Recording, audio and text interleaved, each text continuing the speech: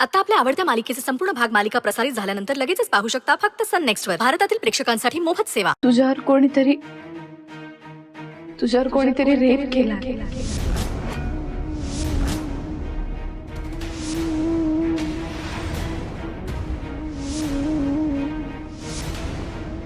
ही pregnancy त्याचाच परिणाम आहे ना स्वानंदी.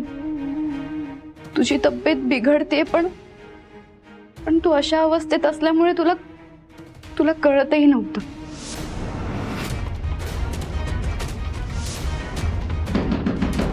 दारुडा, ए स्वानंदी,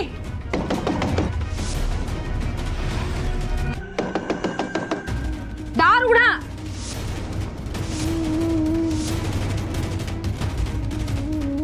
ए स्वानंदी,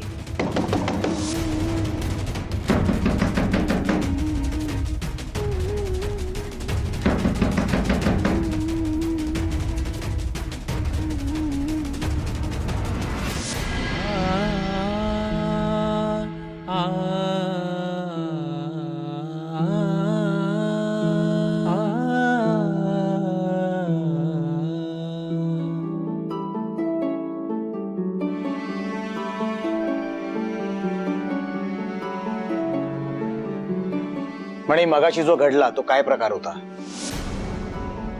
मी तुला काहीतरी विचारत होतो. मॉम तुझ्याशी काहीतरी बोलत होती आणि तू तिथून तसाच निघून गेलास. काय होतं ते? मी तुला मित्रासारखा वागवतो, भावासारखा वागवतो, घरातल्यांसारखा वागवतो आणि तू हे असं वागलास. म्हणे राग येणं साहजिक आहे ना. काल तू गायब होतोस, आज माझ्या समोर येतोस.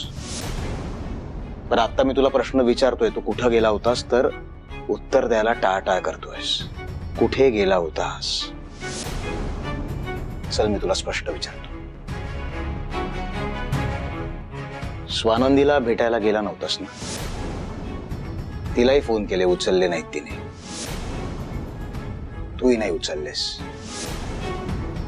लग्नाला मला न सांगता निघून गेला होतास, तसाच आत्ताही तू म्हण्या काहीतरी बोल. इरिटेट होत आहे मला. ताबा सुटेला माझा म्हण्या. आपल्यात क्लिअर बोलणं झालं होतं. तुझ्या मनात स्वानंदी विषयी तसलं काहीच नाहीये, हो ना? आता का उत्तर देत नाहीयेस? बोल. का तुझ्या मनात, तुझ्या डोक्यात स्वानंदी विषयी काही चुकीचा विचार नाही? सुजित, माझ्या मनात कसला चुकीचा विचार नाहीये.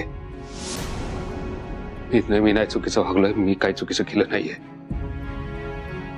कारण माझ्या हातात फक्त माझं वागणं माझ्या हातात आहे, बाकी कोणाचंही नाही. ना तुझं ना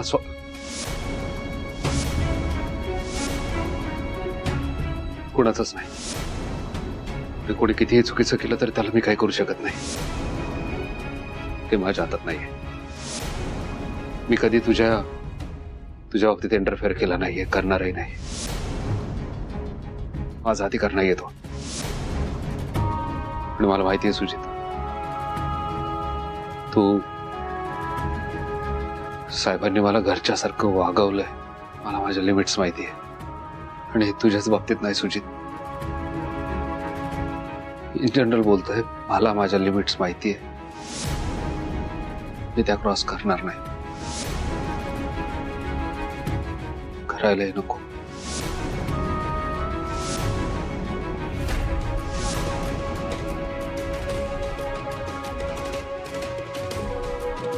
म्हण्या काय रे? मी विचारलं काय, तू बोलतोयस काय? काय झालं? रिलॅक्स, शांत हो. इतकं काय झालंय की तू एवढा डिस्टर्ब झालायस? नाही, काय नाही. सॉरी. म्हणे I think you need rest. Take your time. हं? आपण नंतर भेटूया. ये तुम्ही.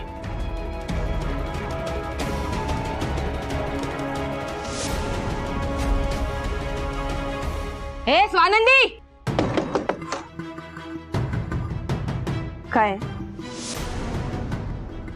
मॅडम, तुम्ही आमच्यापासून काही लपवू शकत नाही. आम्हाला बातमी कळली की स्वानंदी प्रेग्नेंट आहे, हो ना? आणि त्यामुळे स्वानंदी या हॉस्टेलमध्ये राहू शकत नाही. काय ग?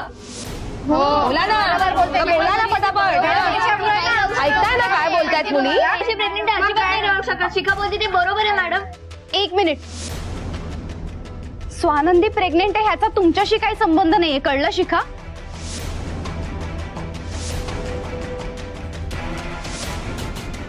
So please stay away from her.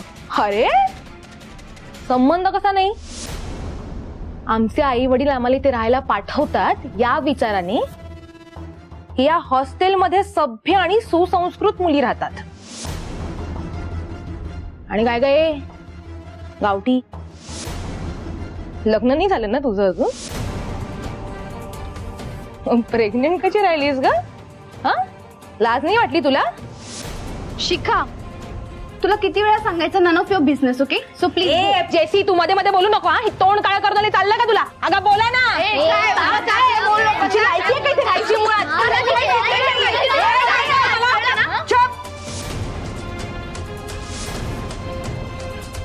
Bus.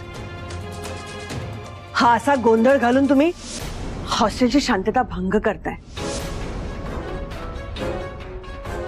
Please आपापल्या खोलीत जा. जाणार नाही, कोणी खोली जाणार नाहीये. आणि मॅडम, मुळात ही अशी कॅरेक्टरलेस मुलगी या हॉस्टेलमध्ये राहतीये ना, हे नियमाच्या बाहेरचे. त्यामुळे तुम्ही या स्वानंदीला हॉस्टेलच्या बाहेर हकला. मॅडम बरोबर बोलतीये. मी या हॉस्टेलवर राहण्याच्या लायकीचीच नाहीये. मी जाते निघून.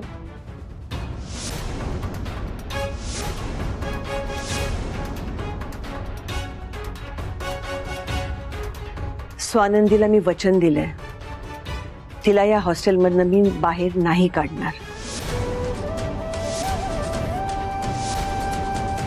जे काही झालं त्यात स्वानंदीची चूक नाहीये आणि म्हणून मी तिला आधार द्यायचं ठरवलंय.